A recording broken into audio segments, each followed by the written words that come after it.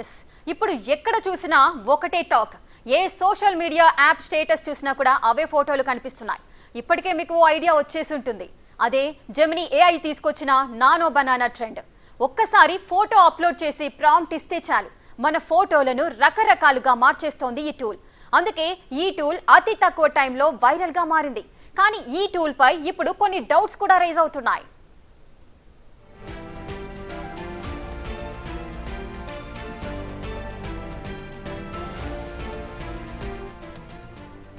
మన శరీరంపై ఉన్న పుట్టుమచ్చల గుట్టు కూడా పట్టేస్తోంది నానో బనానా. ఇదే విషయాన్ని ఎక్స్పీరియన్స్ ఇచ్చింది ఇన్స్టాగ్రామ్ యూజర్ జలక్ భవానీ. నిజంగా నానో బనానా దెబ్బకు షాక్ అయిందామె. ఈ ట్రెండ్ను ఫాలో అవుతూ తాను కూడా ఒక ఫోటోను డిజైన్ చేసుకోవాలనుకుంది. పంజాబీ డ్రెస్లో ఫుల్ స్లీవ్స్తో ఉన్న ఫోటో అప్లోడ్ చేసింది. దీనికి తగ్గట్టుగానే ఓ ప్రాంప్ట్ కూడా రాసింది. ఆ ప్రాంప్ట్కు తగ్గట్టుగానే బ్లాక్ ట్రాన్స్పరెంట్ శారీలో ఉన్నట్లుగా ఇమేజ్ జనరేట్ చేసింది నానో బనానా. అంతా బాగానే ఉంది, కానీ ఈ ఇమేజ్లో భుజంపై పుట్టుమచ్చ ఉన్నట్లుగా జనరేట్ అయింది ఇమేజ్. ఇక్కడ ట్విస్ట్ ఏంటంటే తనకు నిజంగానే ఆ ప్లేస్లో పుట్టుమచ్చ ఉంది. I generated my image and I found something creepy. So अभी Instagram पे एक ट्रेंड वायरल हो रहा है जिसमें आप जेमिनी में अपनी इमेज अपलोड करते हैं विद वन प्रॉम्प्ट और जेमिनी उसको साड़ी में कन्वर्ट करके दे रहा है. कल रात मैंने भी ये ट्रेंड फॉलो किया and I found something very creepy on this. आप ये इमेज देख पा रहे हैं स्क्रीन पे जो मैंने जेमिनी में अपलोड की थी. In this I am wearing one green colour का फुल स्लीव सूट. सो ये इमेज में के साथ मैंने प्रॉम्प्ट लिखा था और दिस इज द रिजल्ट जो जेमिनी की तरफ से आया है. I found this image very attractive and everything. I posted on my Instagram and then I found that इसमें मेरे ब्लैक लेफ्ट हैंड पे एक मोल है which I have in real, but जो मैंने इमेज अपलोड की थी उसमें तो मोल था ही नहीं. How Gemini knows that I have mole in this part of my body? You can see this mole. This is very scary, very creepy. I'm still not sure how this happened, but I wanted to share this information with all of you. So please be safe whatever you are uploading on the social media or this AI platforms. Please be safe. Yes విన్నారుగా. ఇప్పుడు ఈ image అనేక డౌట్స్ను తెరపైకి తీసుకొచ్చింది. Original ఇమేజ్లో లేని పుట్టుమచ్చ AI ఇమేజ్లో ఎలా వచ్చింది? భవానీ చేతిపై పుట్టుమచ్చ ఉందన్న విషయం ఏఐకి ఎలా తెలిసింది? మన ఫోటోతో మన గుట్టంతా ఏఐ లాగేస్తోందా అనే డౌట్స్ పైనే చర్చ జరుగుతోంది. అసలు ఆ అమ్మాయి ఏ ఫోటో అప్లోడ్ చేసింది, ఏ విధమైన రిజల్ట్ వచ్చిందో ఒకసారి చూద్దాం. Photo please. ఎస్ చూస్తున్నారు కదా, ఇందాక ఒక అమ్మాయి మాట్లాడింది. అసలు తను తను ఏ ఏ ఏ ఇమేజ్ని తను అప్లోడ్ చేసింది, ఎలా కావాలి తనకు అనేది కూడా తను అప్లోడ్ చేసింది. ఒక ప్రాంప్ట్ ఇచ్చింది, అంటే బ్లాక్ శారీలో ట్రాన్స్పరెంట్ శారీలో నాకు ఒక ఇమేజ్ కావాలి అంటూ కూడా ఆ అమ్మాయి జెమినీ యాప్లోకి వెళ్ళి నానో బనానాను యూజ్ చేస్తూ కూడా ఒక ఫోటోను అప్లోడ్ చేసింది. ఇది original photo. So black salwar ఇది చూస్తున్నాక ఒరిజినల్ ఫోటో ఇది అమ్మాయి అప్లోడ్ చేసింది. తనకి కావాల్సిన ఫోటో ఆ విధంగా కావాలి అంటూ కూడా తను ప్రాంప్ట్ ఇచ్చింది. ఆ ప్రాంప్ట్ పరంగానే అచ్చంగా ఆ విధంగానే జనరేట్ అయింది ఏ ఇమేజ్.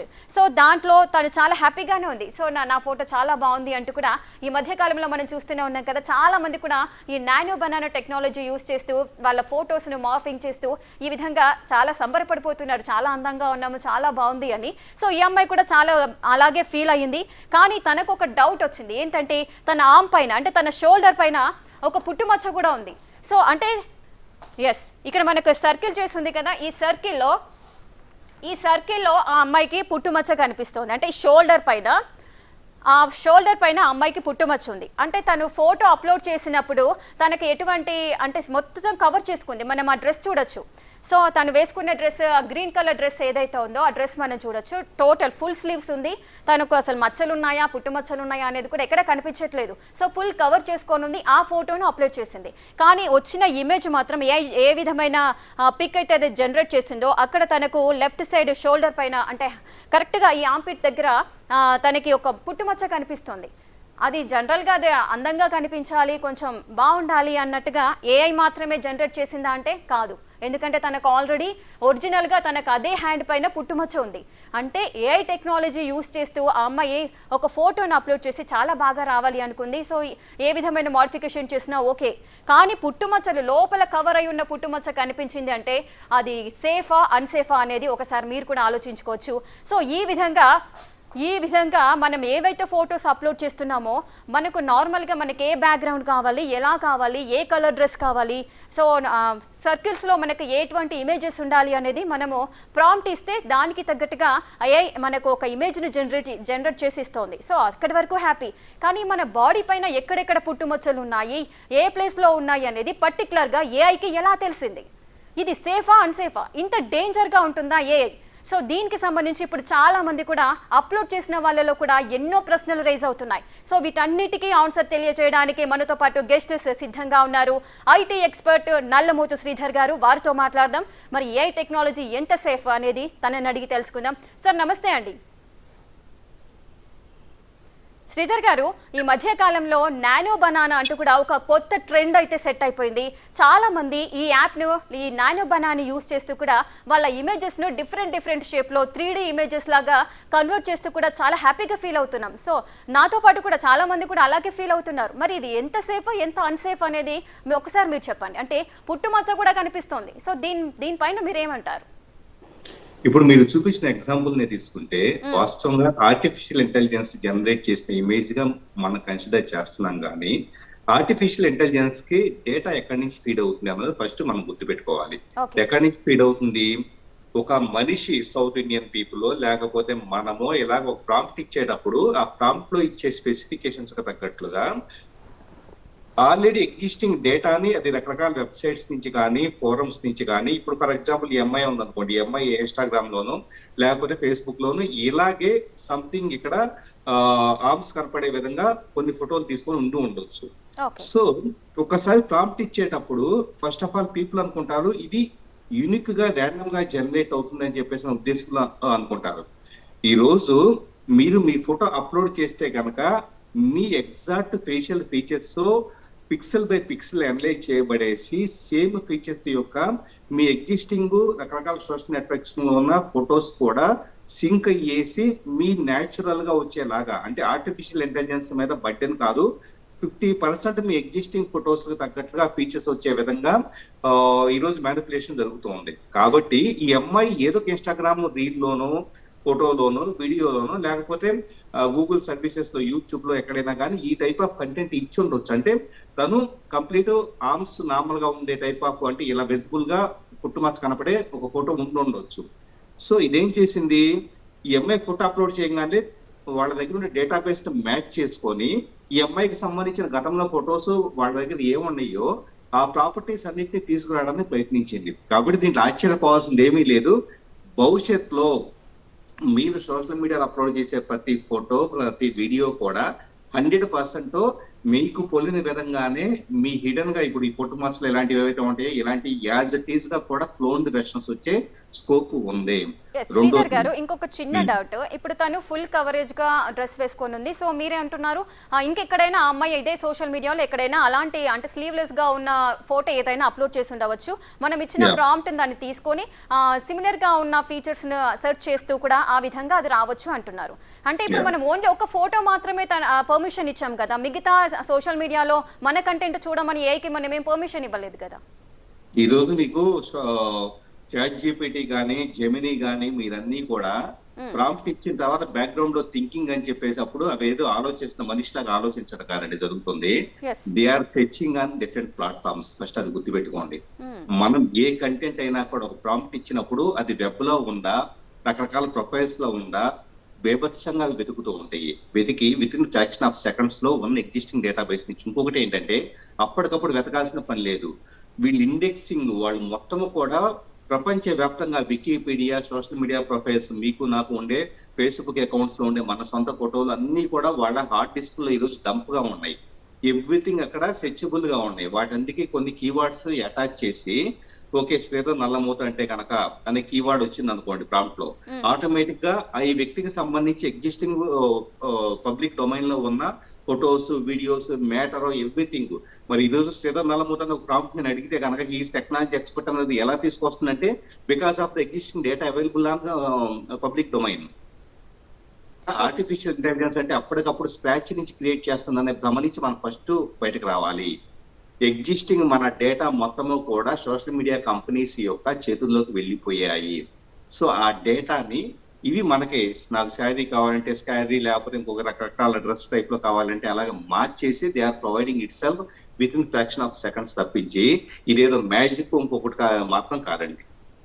ఎస్, అంటే ఇందాక ఆ అమ్మాయి చెప్పింది నాకు నేను ఫుల్ కవర్డ్ గా వేసుకున్న డ్రెస్ లో ఉన్న మచ్చ ఆ ఏఐకి ఎలా తెలిసింది, బయటికి కూడా అలాగే కనిపిస్తూ కూడా నాకు ఇమేజ్ ఇచ్చింది అని కూడా తను కూడా షాక్ అవుతూ కూడా అటువంటి తను ఏది విధమైన ఎక్స్పీరియన్స్ చేసిందో ఆ ఫీలింగ్ ని మనకి ఎక్స్ప్రెస్ చేయడం అయితే జరిగింది. మరి నిజంగానే ఒకవేళ మనం ఎక్కడా కూడా ఎటువంటి ఫోటో అప్లోడ్ చేయకుండా జస్ట్ నాకు ఈ విధంగా డ్రెస్ కావాలి అన్నప్పుడు నిజంగానే అటువంటి మచ్చలు ఏదైనా మన హ్యాండ్ పైన కానీ ఫేస్ పైన ఉంటే కనిపించకుండా ఉన్నవి బయటికి చూపించే అంత టెక్నాలజీ ఉంటుందా?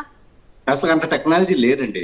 అంటే మనం ఇదేదో సంథింగ్ అది నిజంగానే ఏదో 3D స్కానింగ్ టైప్ లో ఒక మనిషి బాడీని స్కాన్ చేస్తుంది, ఇలాంటి ఇమాజినేషన్స్ వెళ్ళాల్సిన పని అంత సీను ఏఐకి లేదు. ఫస్ట్ ఆఫ్ ఆల్ ఎగ్జిస్టింగ్ డేటాని బేస్ చేసుకొని మాత్రమే it can manipulate and create.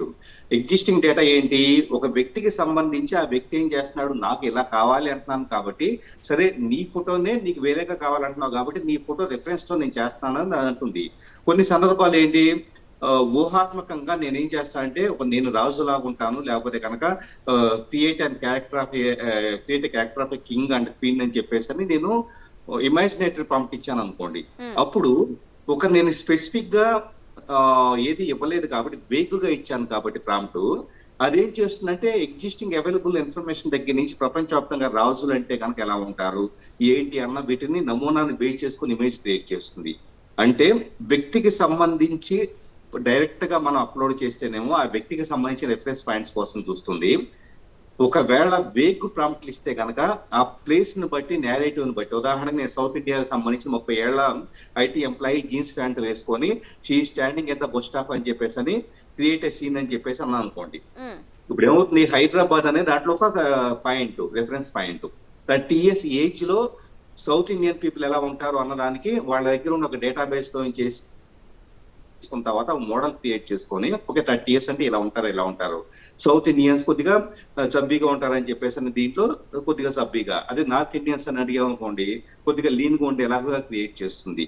So ఇలాగా బై డిఫాల్ట్ వాళ్ళ దగ్గర ఉండే డేటాని మనం ఇచ్చే ప్రాంప్ట్ కి తగ్గట్టుగా ట్వీక్ చేసి వేగ్ అయితేనేమో దానికి అదే క్రియేట్ చేస్తుంది. అదే నాకు కావాల్సింది ఇది అని చెప్పేసి అడిగినప్పుడు నేను స్పెసిఫిక్ గా మనం రెఫరెన్స్ ఫోటో నాదో మీదో ఆ అమ్మాయిదో అప్లోడ్ చేశాను కాబట్టి అప్లోడ్ చేసినప్పుడు దాన్ని రెఫరెన్స్ గా తీసుకొని ఆ రెఫరెన్స్ లో ఎగ్జిస్టింగ్ డేటా ఏమైనా ఉందేమో చూసుకొని మ్యాచ్ చేసుకొని దాని ఫైనల్ అవుట్పుట్ గా ఇస్తుంది. ఓకే శ్రీధర్ గారు, అంటే ఇప్పుడు నానో బనానా టెక్నాలజీ అంటే ఇప్పుడు కొత్త టెక్నాలజీస్ ఏఐ టూల్స్ ఇలాంటివి ఒకదాన్ని మించి ఒకటి అడ్వాన్స్డ్ గా కూడా వస్తూ ఉన్నాయి. కానీ చాలా మందిలో ఒక డౌట్ కూడా రేస్ అవుతోంది, ఇవన్నీ సేఫ్ అయినా కాదా, మన డేటా పర్సనల్ డేటా మొత్తం కూడా మనము ఏఐ చేతిలో పెట్టేస్తున్నామా, ఇన్ ఫ్యూచర్ లో ఏం జరగబోతోంది అంటూ కూడా చాలా మందిలో డౌట్స్ ఉన్నాయి. మొన్న ఈ మధ్య కూడా ఈ నానో బనానా టెక్నాలజీ యూస్ చేసేటప్పుడు ఒక అకౌంట్ లో 70,000 ఇట్లా లాస్ అయ్యింది, సైబర్ నేరగాళ్ళు ఈ విధంగా దొంగిలించారు నా అమౌంట్ ను అంటూ కూడా కొంతమంది కంప్లైంట్ చేసిన సిచ్యువేషన్స్ మన న్యూస్ లో చూస్తున్నాం. సో అది పాసిబుల్ అవుతుందా? అలాగా ఖచ్చితంగా పాసిబుల్ అవుతుంది. ఐడెంటిటీ థెఫ్ట్ అని చెప్పేసి మేము సైబర్ క్రైమ్స్ డిపార్ట్మెంట్ కే ట్రైనింగ్ ఇచ్చేటప్పుడు కానీ కొన్ని మా దగ్గరకు వచ్చే కేసెస్ చూస్తే మీ ఆధార్ కార్డు మీ పాన్ కార్డు ఇలాంటివంతా ఇప్పటిదాకా జిరాక్స్ సెంటర్స్ లో వాటిని కాపీ చేసుకుని జిరాక్స్ సెంటర్స్ వాళ్ళ బ్యాంక్ మేనేజర్స్ తో కొమ్మక్క వేసి ఒక పెద్ద స్కామ్ నడుస్తూ ఉండేది, ఫేక్ లోన్ అకౌంట్లు అలా క్రియేట్ చేసేవాళ్ళు. ఇప్పుడు ఏమైందంటే అంతకంటే బేభత్సంగా మీ ఫోటో అనేది నా దగ్గర మీ వాట్సాప్ డిపి ఉందనుకోండి చిన్న ఎగ్జాంపుల్ గా, మీ డిపి నేను డౌన్లోడ్ చేసుకొని దాన్ని ఏఐ లోకి వెళ్ళేసి మంచిగా ప్రాపర్ గా హై రెజల్యూషన్ లో పూర్తిగా రిఫైన్ చేసేసి కలర్స్ అంతా కూడా అప్పటికప్పుడు ఫ్రెష్ గా అడిగిన విధంగా తయారు చేసి దానిని ఒక ఆధార్ కార్డు తయారు చేయమని, మీ ఆధార్ కార్డు నెంబర్ నా దగ్గర ఉంది చిన్న ఎగ్జాంపుల్ గా, సో ఈ 2 నెంబర్ ఇచ్చేసి just Aadhaar card as it is గా వచ్చేలాగా నేను క్రియేట్ చేయగలుగుతా. ఈ ఆధార్ తో I can steel your identity theft అనేది అత్యంత దారుణమైన విషయం. ఈ రోజు మోస్ట్ ఆఫ్ ద బ్యాంకింగ్ కానీ ఇన్సూరెన్స్ కానీ లేకపోతే ఫైనాన్షియల్ యాక్టివిటీస్ కానీ యూపీఐ ఇలాంటి పేమెంట్స్ కానీ వీటన్నిటిలో కూడా అథెంటికేషన్ కరెక్ట్ గా లేకపోతే ఖచ్చితంగా కూడా ఫ్రాడ్ జరిగే స్కోప్ అనేది ఉంటుంది. దురదృష్టవశాత్తు ఈ ఆర్టిఫిషియల్ ఇంటెలిజెన్స్ టూల్స్ తో ఏదైనా సృష్టించడానికి స్కోప్ ఉంటుంది. రేపు ఎప్పుడైనా కానీ ఇది మాత్రమే కాదండి, రేపు ఎప్పుడైనా కానీ ఏ పాకిస్తాన్ వాళ్ళు ఏ బంగ్లాదేశ్ వాళ్ళు ఇండియాలో ప్రవేశించేసి మీ ఎక్కడో బయట రోడ్ల మీద చెకింగ్ జరుగుతుంది అనుకోండి, చిన్న ఎగ్జాంపుల్ గా. ఇదిగోండి నా ఆధార్ కార్డు అని చెప్పేసి చూపించినా కూడా ఏమీ చేయలేని పరిస్థితి. ఎందుకంటే పోలీసుల దగ్గర అప్పటికప్పుడు డేటాబేస్ అవైలబుల్ కాదు. అంటే జస్ట్ ఉన్న చేతిలో ఉన్న కార్డును చూసేసి సరిపోండి అని చెప్పేసి వ్యాలిడేట్ చేసి పంపిస్తూ ఉంటారు. అంటే ఫేక్ ఆధార్ కార్డు ఇలాంటి ఇప్పుడు దాకా పాత బస్తీలో ఒక హైలీ సోఫిస్టికేటెడ్ గా తయారు చేస్తుండేవాళ్ళు. ఇప్పుడు ఏఏ జెమినీ లాంటి వాటికి వచ్చిన తర్వాత with in fraction of seconds లో క్రియేట్ చేసి anything can be financial crimes, లేకపోతే దేశ భద్రతకు సంబంధించిన క్రైమ్ జరిగే స్కోప్ ఉంటుంది. What ever it may be, మన ఐడెంటిటీ మీరు అన్నట్లుగా మీరు నేను మనమంతా ఈ మధ్య కాలంలో అప్లోడ్ చేసిన ఫోటోలు ఉన్నాయి చూసారా, అంటే నేను కట్అవుట్ లో ఉన్నాను అని చెప్పేసి అందరూ సినిమా కట్అవుట్ లోను వీటన్నిటిలో పెట్టుకుని సోషల్ మీడియాలో పెట్టుకున్నారు. సో ఈ ఫోటోలన్నీ కూడా ఇంకాస్త డేటా ఫీడింగ్ చేస్తూ ఉన్నాయి దేనికి, మెషిన్ లెర్నింగ్ కి, ఏఐ. సో వాళ్ళు ఇంకాస్త మన ఫీచర్స్ అంతా కూడా క్యాప్చర్ చేసి వాళ్ళ డేటాబేస్ లో పెట్టుకున్నారు. భవిష్యత్తులో మన బోటి కొత్త వెర్షన్స్, మన బోటి ఫీచర్స్ తో కూడిన ఫీచర్స్ తో అవి ఆర్టిఫిషియల్ ఇంటెలిజెన్స్ క్రియేట్ చేస్తుంది. శ్రీధర్ గారు, అంటే మరి టెక్నాలజీ పరంగా ఎటువంటి హార్మ్ఫుల్ గా ఉంటుందో అనేది కూడా మీరు వివరిస్తున్నారు. మరి దీనివల్ల యూజ్ అయ్యేది ఏంటి? అంటే కొన్ని పాజిటివ్స్ ఉంటాయి, కొన్ని నెగిటివ్స్ ఉంటాయి. మరి ఏ టెక్నాలజీ మనం యూజ్ చేయడానికి అవ్వదా? అంటే యూజ్ అంటే ఒకటండి, కంటెంట్ క్రియేషన్ కోసం వచ్చేటప్పటికి, ఇప్పుడు మూవీస్ తీసేటప్పుడు ఇలాంటప్పుడు మనకి బాగా హెల్ప్ అవుతుంది. ఎందుకంటే ఒకప్పుడు సినిమా తీయాలి అంటే కనుక అందరు ఆర్టిస్టుల యొక్క కాల్ షీట్ అవైలబుల్ అయ్యేసి ఆ లొకేషన్ లో ఉదాహరణకి పబ్లిక్ ప్లేస్ అనుకోండి, అక్కడ పర్మిషన్స్ అన్ని తీసుకొని, విదేశాలు అయితే కనుక అక్కడికి వెళ్ళేసి ఇలా ఇంత రకాల భారీ మొత్తంలో పెట్టుబడి పెట్టాల్సి వచ్చేది. ఈ రోజు ఫర్ ఎగ్జాంపుల్ ఇదే ఏఐకి సోరా కావచ్చు, లేకపోతే విష్కు కావచ్చు, ఇలాంటి వాటన్నిటిలో కూడా జెమినీలో ఒక చిన్న ప్రాంప్ట్ ఇచ్చి నాకు ఈ లైటింగ్ కండిషన్ కావాలి, చుట్టూ బ్యాక్గ్రౌండ్ వచ్చేటప్పటికి ఇలాంటి పీపుల్ ఉండాలి, లేదా హాస్పిటల్ బెడ్ మీద ఇలా ఉండాలి అని చెప్పేసి అని ఒక సీన్ క్రియేట్ చేసేస్తే కనుక ఆటోమేటిక్ గా విత్ ఇన్ సెకండ్స్ లో మనకి ఎవ్రీథింగ్ సీక్వెన్స్ వచ్చేసేస్తుంది. అలాగా అదే క్యారెక్టర్ ని మెయింటైన్ చేస్తూ, అంటే అదే హీరోయిన్స్ ని మెయింటైన్ చేస్తూ మన కంప్లీట్ మూవీని రన్ చేసేటంత వరకు కూడా, అంటే నెంబర్ ఆఫ్ సీన్స్ క్రియేట్ చేయడం కూడా ఈ రోజు ఏటో పాసిబుల్ అవుతుంది. అంటే ఒక వన్ ఎగ్జాంపుల్ గా నేను దాన్ని చెబుతున్నాను. దాని దగ్గర నుంచి రైటింగ్ దగ్గర నుంచి అన్ని రకాల ఫీల్డ్ లో కూడా టెక్నాలజీ బాగా హెల్ప్ అవుతుంది. కాకపోతే దాన్ని వాడుకునే వాళ్ళు ఎలాగా దాన్ని బేస్ చేసుకొని, కొంతమంది ప్రొడక్టివ్ గా వాడుకుంటున్నారు, కొంతమంది ఈ విధంగా నష్టానికి చేకూర్చే విధంగా వాడుకుంటున్నారు. అంటే నష్టానికి చేకూర్చుకునే విధంగా ఒకసారి చూస్తే చిన్న ఎగ్జాంపుల్ చెబుతానండి. అంటే సైబర్ క్రైమ్ జరిగే వీటన్నిటిలో రీసెంట్ గా మహబూబ్ నగర్ లో ఒక 1 year బ్యాక్ జరిగిన ఇన్సిడెంట్, ఒక అమ్మాయి యొక్క 10th క్లాస్ అమ్మాయిని ఒక అబ్బాయి ప్రపోజ్ చేశాడు. ఆ అమ్మాయి ఒప్పుకోకపోతే ఆమె డీపీ తీసుకొని డీప్ ఫేక్స్ క్రియేట్ చేసి ఒక ఫోన్ వీడియో తయారు చేసి ఆమెను బ్లాక్ మెయిల్ చేయడం మొదలు పెట్టున్నాడు. సో తట్టుకోలేక అమ్మాయి సూసైడ్ చేసుకుంది. ఇప్పుడు 1 year తర్వాత అలాంటి సంఘటనే ఇప్పుడు ఏఐతో బీభత్సంగా జరిగే స్కోప్ ఉంటుంది. ఎలాగంటే ఆ అమ్మాయి ఫోటో అప్లోడ్ చేసేసి వీళ్ళిద్దరూ కలిసి బీచ్ లో తిరిగినట్లుగాను, లేకపోతే కనుక రకరకాల దగ్గర ప్రైవేట్ గా బెడ్ మీద స్పెండ్ చేసినట్లుగాను ఎన్ని ఫోటోలైనా జెమినీ ఈ పర్టికులర్ బనానాతో